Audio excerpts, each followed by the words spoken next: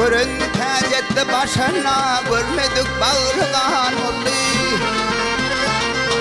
Dosta yetti bara bara yedi göğü para para. Her kim bolsa münkerarı kafirler iman boldu. Kol götürüp Resulanlar koşuştu konşalı bağlar. Ay Bedir'in vuruşunda dağlar yedi ayla duman boldu.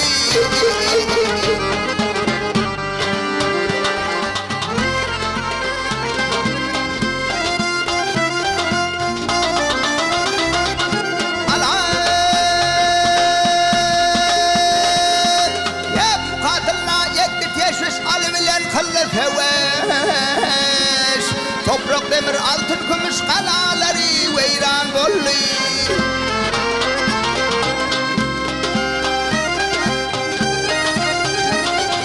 Alay tapurdu batır bengiler ömürden çıktı dengiler kanı battı dengiler kalın kolu kan boldu.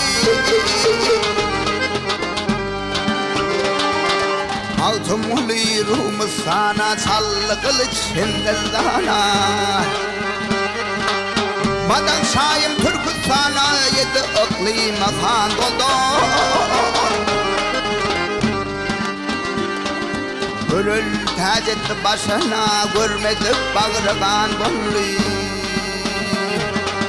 Madan şayım Türk'ü sana yedi iklime kan doldu.